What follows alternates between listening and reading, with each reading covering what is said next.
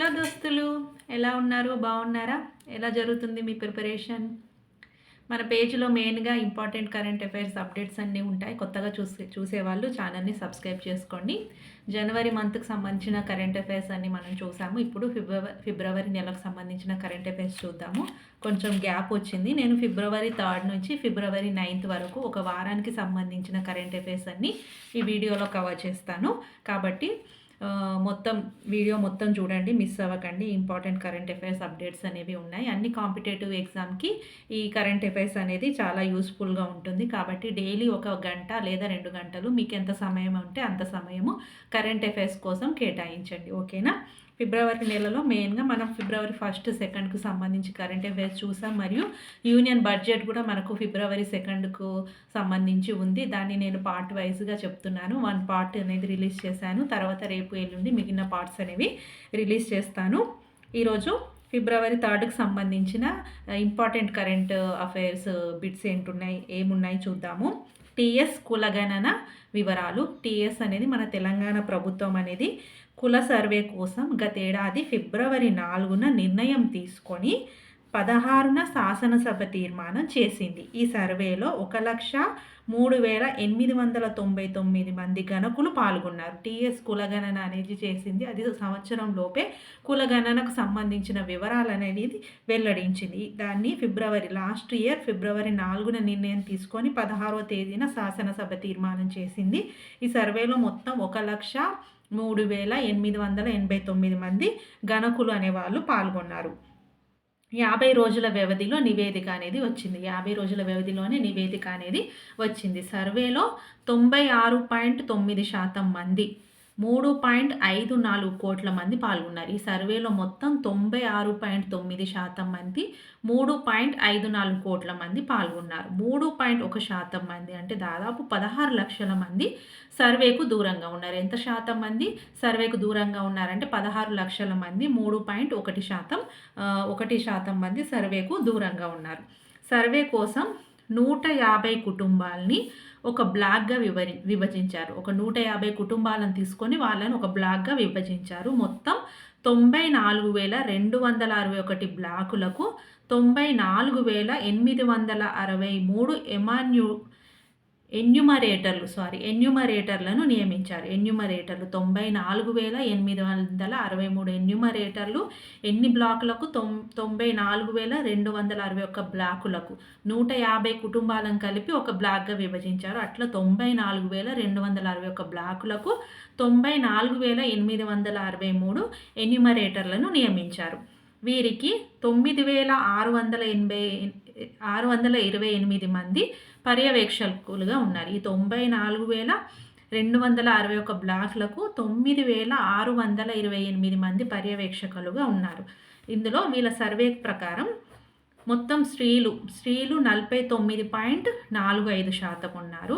పురుషులు 50.51%, ట్రాన్స్జెండర్లు 0.04% ఉన్నారు. ఈ కుల సర్వే ప్రకారం పురుషులు ఎంత శాతం, స్త్రీలు ఎంత శాతం, ట్రాన్స్జెండర్లు థర్డ్ జెండర్లు ఎంత శాతం ఉన్నారంటే పురుషులు అయితే 50.51%, స్త్రీలు 49.45%, థర్డ్ జెండర్లు 0.04% ఉన్నారు. ఇది కులగణనకు సంబంధించిన వివరాలు. అదేవిధంగా బీసీ జనాభా అనేది ఎంత ఉంది అనేది తెలపడానికి కూడా ఒక సర్వే అనేది చేపట్టడం జరిగింది. వీరి ప్రకారం బీసీ జనాభా 46.25%గా ఉన్నారు. బీసీ జనాభా ఎంత ఉన్నారు? 46.25%. ఎస్సీలు 17.43%, ఎస్టీలు 10.45%, ఓసీలు 15.79% ఉన్నారు. రాష్ట్ర ప్రభుత్వం చేపట్టిన సామాజిక, ఆర్థిక, విద్య, ఉపాధి, రాజకీయ కుల సర్వేలో ఈ విషయాలనేవి వెల్లడయ్యాయి. ఇప్పుడు ఎస్సీలు, ఎస్టీలు, బీసీలు, ఓసీలు వీళ్ళంతా ఎంత శాతం ఉన్నాయని తెలవడానికి రాష్ట్ర ప్రభుత్వం అనేది సామాజిక, ఆర్థిక, విద్య, ఉపాధి, రాజకీయ కుల సర్వేలో ఈ విషయాలన్నీ వెల్లడించింది. ఈ అంశంపై మంత్రి ఉత్తమ కుమార్ రెడ్డిని చైర్మన్గా, బీసీ ఉపసంఘానికి ప్రణాళిక శాఖ ముఖ్య కార్యదర్శి సందీప్ కుమార్ సుల్తానియా, నోడల్ అధికారి అనుదీప్ దురిశెట్టి సర్వే నివేదికలను దీనికి మెయిన్గా చైర్మన్గా ఎవరున్నారు అంటే ఈ కుల సర్వేకి మంత్రి ఉత్తమ్ కుమార్ రెడ్డి చైర్మన్గా ఉన్నాడు. మరియు బీసీ ఉపసంఘానికి ప్రణాళిక శాఖ ముఖ్య కార్యదర్శి అయిన సందీప్ కుమార్ సుల్తానియా, నోడల్ అధికారి అనుదీప్ దురిశెట్టి సర్వే నివేదికను అందజేశారు. ఉపసంఘానికి వైస్ చైర్మన్ ఉత్తమ కుమార్ రెడ్డి అయితే వైస్ చైర్మన్ ఎవరంటే మన దామోదర్ రాజ నరసింహ. మరి ఇందులో సభ్యులుగా పొన్నం ప్రభాకర్, సీతక్కతో కలిపి మంత్రి ఉత్తమ్ కుమార్ రెడ్డి విలేకరులతో మాట్లాడి ఈ నివేదికకు సంబంధించిన వివరాలు అనేవి తెలపడం జరిగింది. ఇది మన కుల సర్వేకు కులగణనకు సంబంధించిన మెయిన్ విషయాలు. అదేవిధంగా స్పోర్ట్స్ విషయానికి వెళ్తే మనకు అండర్-19 మహిళల ప్రపంచ కప్పు ఒక విజేత ఎవరు అంటే భారత్. అండర్-19 మహిళల ప్రపంచ కప్పు క్రికెట్కు సంబంధించింది. మహిళల ప్రపంచ కప్పు విజేత ఎవరు అంటే భారత్. ఫైనల్లో వీళ్ళు దక్షిణాఫ్రికా మీద విజయం సాధించారు 9 వికెట్ల తేడాతో. ఇందులో త్రిష అనే మన అదే తెలంగాణకు చెందిన అమ్మాయి త్రిష గొంగడి 44 రన్లు చేసి 3 వికెట్లు తీసి విజయంలో భారత జట్టు విజయంలో కీలక పాత్ర పోషించింది త్రిష గొంగడి. తెలుగు అమ్మాయి త్రిష గొంగడి ఆల్రౌండర్ ప్రతిభను ప్రదర్శించింది. మరియు player of the match, player of the సిరీస్ను కూడా ఈమెనే గెలుచుకుంది. ప్రపంచ కప్ టాప్ స్కోరర్గా నిలిచింది. మరియు 309 పరుగులు, ఈ సిరీస్లో మొత్తం 309 పరుగులు చేసి ప్రపంచ కప్ టాప్ స్కోరర్గా కూడా ఈ త్రిష గొంగడి నిలిచింది. 7 వికెట్లు పడగొట్టింది మొత్తం. ఇండియా ఆడిన 7 మ్యాచుల్లోనూ దక్షిణాఫ్రికాతో ఫైనల్లో నెగ్గింది. కానీ ఇండియా మొత్తం ఈ ప్రపంచ కప్లో 7 మ్యాచ్లు ఆడితే 7 మ్యాచ్ల్లో కూడా విజయం అనేది సాధించింది. 2 ఏళ్ల క్రితం మనకు తొలి ట్రోఫీ అనేది వచ్చింది. ఇప్పుడు 2025 కదా, 2023లో కూడా మనకి ఈ మహిళల ప్రపంచ కప్ అనేది వచ్చింది. త్రిష తండ్రి రామిరెడ్డి జాతీయ స్థాయిలో హాకీ ఆటగాడు. తన ప్లేయర్ ఆఫ్ ద టోర్నీ అవార్డును ఆమె త్రిష వాళ్ళ నాన్నకు అంకితం ఇవ్వడం జరిగింది. అండర్-19 ప్రపంచ కప్ చరిత్రలో తొలి శతకం సాధించిన మహిళా క్రికెటర్గా కూడా ఈమెని మొత్తం అంతర్జాతీయ ప్రపంచ కప్ చరిత్రలోనే తొలి శతకం సాధించిన మహిళా క్రికెటర్ ఎవరంటే ఈ త్రిష గొంగడి. వీళ్ళు మనకి ఎవరి మీద విజయం సాధించారంటే దక్షిణాఫ్రికా మీద. ఫైనల్లో దక్షిణాఫ్రికా మీద 9 వికెట్ల తేడాతో విజయం సాధించారు. అండర్-19 మహిళల ప్రపంచ కప్ విజేత ఎవరు అంటే భారత్ 2025. అదేవిధంగా 2023లో కూడా మహిళల ప్రపంచ కప్పు అండర్-19లో విజేత ఎవరంటే కూడా భారత్. అప్పుడు ఇంగ్లాండ్ మీద అనుకుంటా, దానికి సంబంధించింది కూడా ఉంది, మనం చూద్దాము. అప్పుడు 2020 అప్పుడు ఇంగ్లాండ్ మీద గెలిచింది. మనం 2023 మహిళ అండర్-19 T20 ప్రపంచ కప్ రన్నరప్ ఎవరు అంటే ఇంగ్లాండు. అదే 2025లో రన్నరప్ ఎవరు అంటే దక్షిణాఫ్రికా. ఇప్పుడు ఈ టోర్నమెంట్ అనేది ఎక్కడ జరిగిందంటే మలేషియాలో జరిగింది. అదే 2023 అండర్-19 మహిళల T20 ప్రపంచ కప్ ఎక్కడ జరిగిందంటే దక్షిణాఫ్రికాలో. 2023లో దక్షిణాఫ్రికాలో జరిగితే 2025 ఇప్పుడు ప్రజెంట్గా ఎక్కడ జరిగిందంటే మలేషియాలో జరిగింది. విజేతలు ఎవరు అంటే భారత్. ఎవరి మీద ఎవరు రన్నరప్ అంటే దక్షిణాఫ్రికా అనేది గుర్తుంచుకోవాలి. ఇది 2023కు సంబంధించి కూడా గుర్తుపెట్టుకోండి, 2025కు సంబంధించి కూడా ఎందుకంటే రెండిట్లో కూడా భారతే విజయం సాధించింది. ఎవరి మీద విజయం సాధించింది అనేది చూసుకోండి. అందులో మనకు మెయిన్గా ఇప్పుడు వార్తల్లో మెయిన్గా నిలిచింది మన తెలుగు అమ్మాయి, ఈమె ఖమ్మం జిల్లాకు చెందిన త్రిష గొంగడి అనే అమ్మాయి గురించి. ఈమె ప్లేయర్ ఆఫ్ ద మ్యాచ్ మరియు ప్లేయర్ ఆఫ్ ద సిరీస్ కూడా గెలుచుకుంది. ఇది మనకు స్పోర్ట్స్కి సంబంధించి అండర్-19 మహిళల T20 అని చెప్పలేదు, T20 ప్రపంచ కప్పు విజేత భారత్. నెక్స్ట్ మొరాయించిన NVS ఉపగ్రహం ఇస్రో అనేది తన 100వ ప్రయోగం అనేది చేసింది. ఆ 100వ ప్రయోగం గురించి మనం అంతకుముందు కరెంట్ అఫైర్స్లో కూడా చూసాము. దానికి సంబంధించిన న్యూస్ ఏంటంటే అందులో మొరాయించిన NVS-02 ఉపగ్రహం, దానికి సంబంధించి కొంచెం లోపం అనేది జరిగింది. అందులో పనిచేయని ఇంజన్లు, ఈ NVS-02 ఉపగ్రహంలో ఇంజన్లు అనేవి పనిచేయట్లేదు. నిర్దేశిత కక్షలోకి చేరని శాటిలైట్ అనేది నిర్దేశిత కక్షలోకి చేరలేదు. భారత ఉపగ్రహ ఆధారిత నేవిగేషన్ వ్యవస్థలో NVS-02 ఉపగ్రహం చాలా కీలకం. దీన్ని GSLV రాకెట్ ద్వారా గత నెల 29న నింగిలోకి ప్రయోగించారు. ఇస్రోకి ఇది 100వ ప్రయోగం. దీని గురించి మనం ఇంతకుముందే చెప్పుకున్నాం, కానీ దానికి సంబంధించి ఒక అప్డేట్ అనేది ఇవ్వడం జరిగింది. అందులో ఇంజన్లు పనిచేయటం లేదు మరియు నిర్దేశిత కక్షలోకి శాటిలైట్ అనేది చేరలేదు. అందులో NVS-02 అనే ఉపగ్రహం మొరాయించింది. ఆ NVS-02 ఉపగ్రహం అనేది మనకు నావిగేషన్ వ్యవస్థలో ఈ నావిగేషన్ వ్యవస్థకి ఈ ఉపగ్రహం అనేది చాలా కీలకమైంది. NVS-02 ఉపగ్రహాన్ని నిర్దేశిత కక్షలోకి ప్రవేశపెట్టేందుకు ఇస్రో తాజాగా కసరత్తు చేస్తుంది. ఇందుకోసం శాటిలైట్ ఇంజన్లోకి ఆక్సిడైజర్ను పంపి అవి ప్రజ్వరిల్లేలా చేయాలి. కానీ ఆక్సిడైజర్ను ఇంజన్లోకి చేరవేసే వాల్వ్ అనేది తెలుసుకోలేదు. మనము ఈ శాటిలైట్ అనేది ఇప్పుడు మన ఉపగ్రహం అనేది నిర్దేశిత కక్షలోకి పోతేనే కదా దానిపైన అది చేయగలదు. ఆ కక్షలోకి ప్రవేశపెట్టడానికి ఆ ఇంజన్లోకి ఆక్సిడైజర్ను పంపాలి. ఆక్సిడైజర్ను పంపి దాన్ని ప్రజ్వలించాలంటే జలింపజేయాలి. ఆక్సిడైజర్ను పంపాలంటే ఆ మధ్యలో ఒక వాల్వ్ ఉంటుంది. ఆ వాల్వ్ అనేది ఓపెన్ అనేది అవ్వలేదు. దీంతో ఇంజన్ అనేది ప్రజ్వరిల్లలేదని ఇస్రో ఒక ప్రకటనలో తెలిపింది. ప్రస్తుతం ఈ ఉపగ్రహం భూ అనువర్తిత బదిలీ కక్ష GTOలో పరిభ్రమిస్తుంది. ఇది ప్రస్తుతం ఏ కక్షలో పరిభ్రమిస్తుందంటే భూ అనువర్తిత బదిలీ కక్ష, దీన్ని GTO అంటారు. అందులో పరిభ్రమిస్తుంది. ఈ కక్షలో నేవిగేషన్ వ్యవస్థ కార్యకలాపాల నిర్వహణకు అనువైంది కాదు. కాబట్టి మనకు నేవిగేషన్ వ్యవస్థలో కీలకమైన ఉపగ్రహం ఈ NVS-02 అని చెప్పుకున్నాం కదా. ఇది భూ అనువర్తిత బదిలీ కక్షలో మాత్రమే ఉంది. ఆ కక్ష నుంచి వేరొక కక్షలోకి ప్రవేశిస్తేనే మనకు అనుకూలంగా ఉంటుంది. కాబట్టి ఆ కక్ష నుంచి వేరొక కక్షలోకి పంపించాలంటే దానికి అందులో ఇంజన్లోకి ఆక్సిడైజర్ని పంపాలంటే వాల్వ్ అనేది ఓపెన్ అవ్వట్లేదు. అటువంటి లోపం వచ్చిందని ఇస్రో అనేది ప్రకటించడం జరిగింది.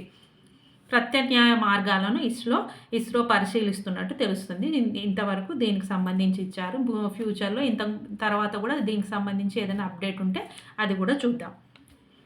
కులగణన్ గురించి చూసాము, అండర్-19 ప్రపంచ కప్ గురించి చూసాం, మోరాయించిన NVS ఉపగ్రహం గురించి చూసాము, NVS-02 ఉపగ్రహం. నెక్స్ట్ దోమల నియంత్రణకు ప్రమాదకర చేపలు. దోమలను నియంత్రించడానికి దోమల యొక్క లార్వాలను కొన్ని చేపలు తిని బతుకుతూ ఉంటాయి. కాబట్టి ఆ దోమలను నివారించడానికి ఆ లార్వాలు వాటి గుడ్డు దశలోనే దోమలను నివారించాలనే ఉద్దేశంతో కొన్ని రకాల చేపలను వదలడం జరుగుతుంది.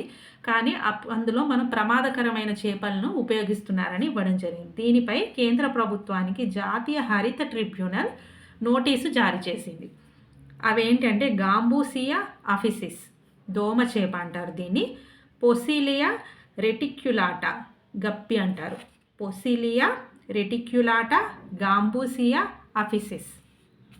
వీటిని నీటిలో విడుదల చేయడం వల్ల ఇవి ఇతర జాతులపై దండెత్తి వాటి మనుగడకే ముంపు తెస్తున్నాయని జాతీయ జీవ వైవిధ్య ప్రాధికారిక సంస్థ అనేది ప్రకటించింది. ఆస్ట్రేలియా, న్యూజిలాండ్ లాంటి దేశాల్లో వీటి మీద నిషేధం అనేది ఉంది. ఆస్ట్రేలియా, న్యూజిలాండ్ దేశాల్లో ఈ ప్రమాదకరమైన చేపల మీద నిషేధం ఉంది.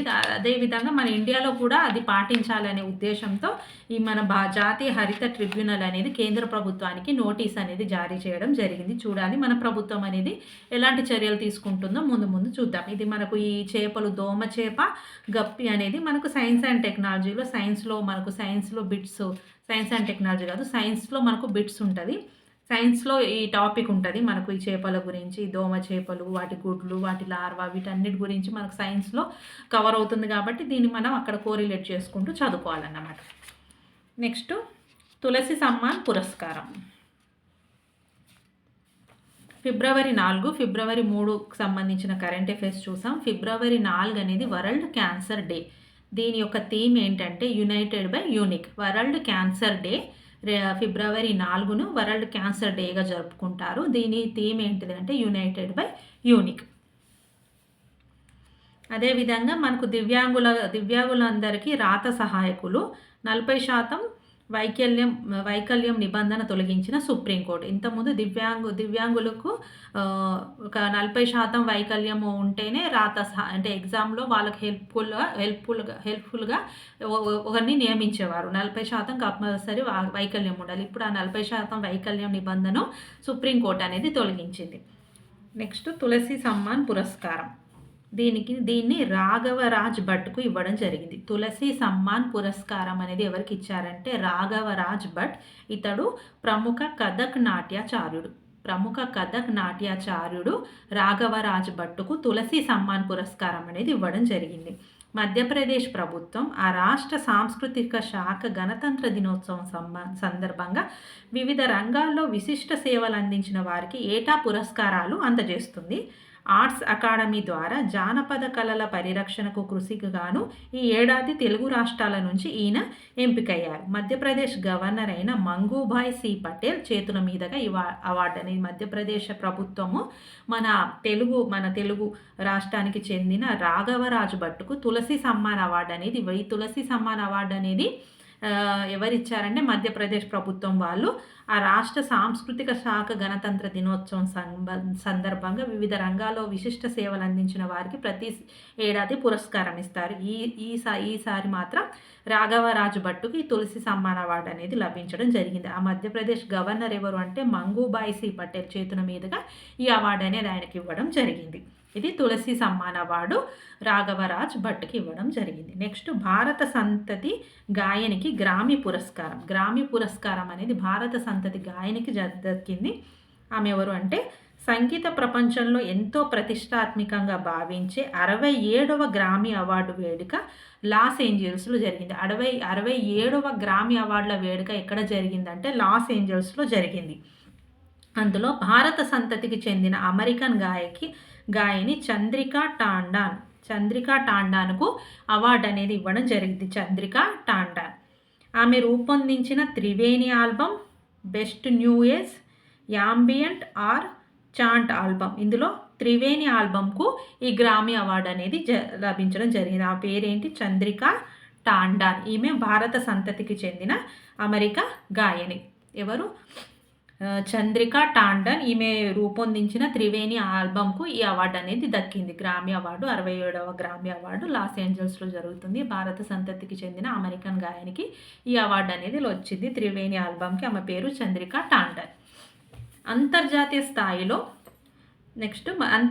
స్థాయిలో మార్కెటింగ్ కలిగిన పెప్సికో సంస్థ మాజీ CEO ఇందిరా నోయికి, ఈ చంద్రికా టాండన్ అనేది ఇందిరా నోయి వాళ్ళ అక్క. ఈమె అంతర్జాతీయ స్థాయిలో మార్కెటింగ్ కలిగిన పెప్సికో సంస్థ మాజీ CEO ఇందిరా నోయి వాళ్ళ అక్కని ఈమె ఈ చంద్రికా టాండన్. 24 సంవత్సరాలకే న్యూయార్క్ నగరంలోని మెకిన్సే అండ్ కంపెనీలో భాగస్వామి అయిన తొలి ఇండో అమెరికన్గా కూడా ఈమె గుర్తింపు పొంది. 24 ఇయర్స్కి ఈమె న్యూయార్క్ నగరంలోని మెకిన్సే అండ్ కంపెనీలో భాగస్వామి అయిన తొలి ఇండో అమెరికన్ ఎవరు అంటే చంద్రికా టాండన్. ఇది ఈమెకు సంబంధించిన విషయం. ఐసీసీ జట్టులో త్రిష. ఇందాక మనం త్రిష గోంగడి మన మహిళల అండర్-19 మహిళల T20 ప్రపంచ కప్ విజయంలో కీలక పాత్ర పోషించింది త్రిష గోంగడి అని చెప్పుకున్నాం కదా. తనని ఐసీసీ జట్టులో తీసుకోవడం, ఇంటర్నేషనల్ క్రికెట్ టీంలో కూడా తనను తీసుకోవడం జరిగింది. ఆ మహిళల అండర్-19 T20 ప్రపంచ కప్పులో ఆడిన జట్లు నుంచి ఐసీసీకి ఎంపిక చేసిన టీంలో నలుగురు భారత ప్లేయర్లు చోటు దక్కించుకున్నారు. అందులో ఒకరు గొంగడి త్రిష, 2 ఆమె కమలిని, 3 ఆమె ఆయుషి, 4 ఆమె వైష్ణవి. ఈ నలుగురికి ఐసీసీ క్రికెట్ టీంలో స్థానం అనేది దక్కింది. Tata steel chess tournament champion. Tata steel chess tournament జరుగుతుంది. అందులో ఛాంపియన్గా ప్రజ్ఞానంద్ గెలిచాడు. ఎవరి మీద? మనకు ఈ దొమ్మరాజు కూకేష్ ఉన్నాడు కదా, అతన్ని ఓడించి చాలా చాలా మైన్యూట్ డిఫరెన్స్లో ఓడించి ఈ ప్రజ్ఞానంద్ టాటా స్టీల్ చెస్ టోర్నమెంట్కు ఛాంపియన్గా నిలిచాడు. విశ్వనాథన్ ఆనంద్ తర్వాత ఈ టోర్నీ గెలిచిన భారత తొలి ప్లేయర్ ఎవరు అంటే ప్రజ్ఞానంద్. విశ్వనాథ్ ఆనంద్ తర్వాత ఈ టాటా స్టీల్కి సంబంధించిన చెస్ టోర్నమెంట్ గెలిచింది ఎవరు అంటే ప్రజ్ఞానంద్. ఎవరి మీద? దొమ్మరాజు గోకేష్ మీద. ఇది ఫిబ్రవరి 4కు సంబంధించిన కరెంట్ అఫైర్స్.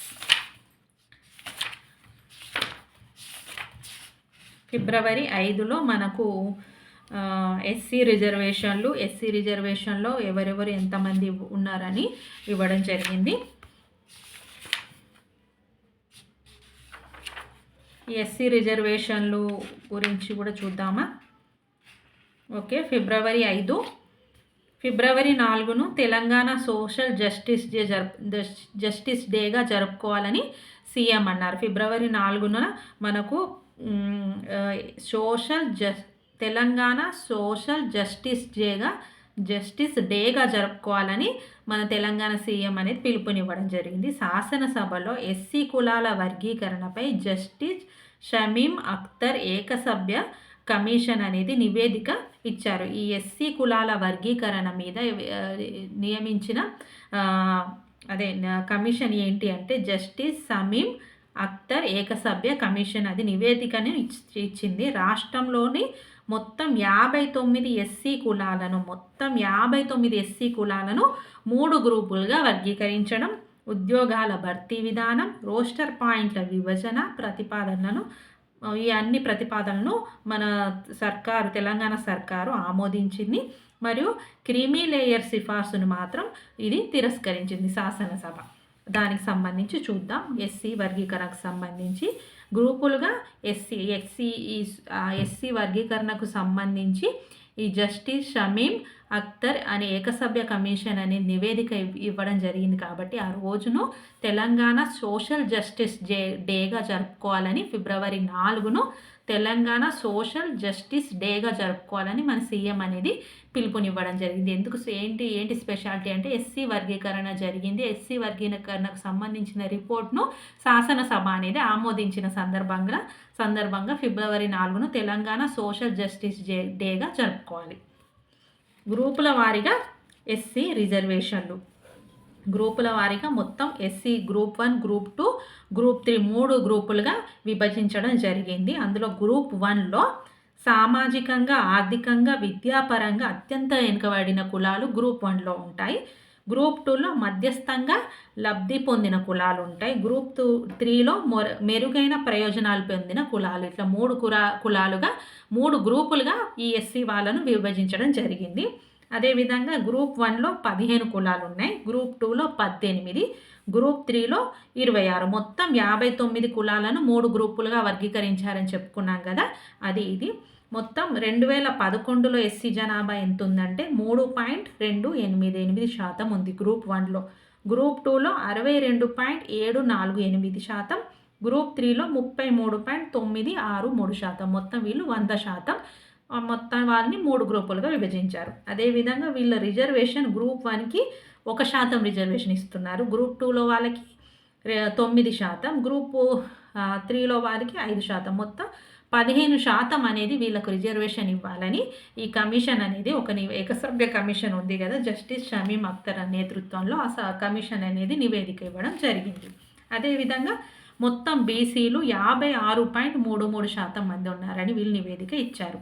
ముస్లిం మైనార్టీలోని వారిని మినహాయిస్తే 46.25% మంది ఉన్నారు. ముస్లిం మైనార్టీ వాళ్ళను మినహాయిస్తే మొత్తం ఎంతమంది ఉన్నారు ఈ బీసీలు అంటే 46.25% అని శాసనసభలో సీఎం అనేది ప్రకటించడం జరిగింది. సర్వే ప్రకారం సామాజిక వర్గాల వారీగా వివరాలని ఒక టేబుల్ అనేది ఇవ్వడం జరిగింది. ఎస్సీలు ఎంతమంది ఉన్నారు, ఎస్టీలు ఎంతమంది ఉన్నారు, ముస్లిం మైనార్టీలో బీసీలు, ముస్లిం మైనార్టీలో ఓసీలో మళ్ళీ ముస్లిం మైనార్టీలోన వారిని మినహాయించి మరియు ముస్లిం మైనార్టీలో ఓసీలతో కలిపి బీసీలు, ముస్లిం మైనార్టీలో బీసీలతో కలిపి మొత్తం వాళ్ళ జనాభా ఎంత ఉంది అనేది ఒక టేబుల్ రూపంలో నివేదిక అనేది ఇవ్వడం జరిగింది. మీరు ఈనాడు పేపర్లో చూస్తే మీకు తెలుస్తుంది. ఫిబ్రవరి 5కు సంబంధించిన ఈనాడు పేపర్లో చూడండి, మీకు వాళ్ళ సంఖ్య ఎంత ఉంది, వాళ్ళు ఎంత శాతం ఉన్నారనేది మొత్తం క్లియర్గా ఇవ్వడం జరిగింది. ఇది మన రిజర్వేషన్లు, ఎస్సీ రిజర్వేషన్లకు సంబంధించి వాటిని ఎట్లా కేటాయించారు దానికి సంబంధించింది. నెక్స్ట్ చంద్రునిపై పరిశోధనకు ఫ్లయింగ్ రోబోను ఏ దేశం ప్రయోగించింది అంటే చైనా దేశం. అక్కడ దక్షిణ ధ్రువంపై మనం చంద్రుని మీద దక్షిణ ధ్రువంపై అడుగుపెట్టిన మొట్టమొదటి దేశంగా ఇండియా అనేది నిలిచింది కదా. చైనా మనం ఏం చేస్తే దానికి పోటీగా అది కూడా దక్షిణ ధ్రువం మీద నీటి అన్వేషణ కోసం స్మార్ట్ రోబోటిక్ ఫ్లయర్ డిటెక్టర్ను పంపేందుకు ఏర్పాటు చేస్తుంది. ఈ విషయాన్ని సౌత్ చైనా మార్నింగ్ పోస్ట్ తన కథనంలో ప్రచురించింది. 2026లో చేపట్టనున్న చాంగే 7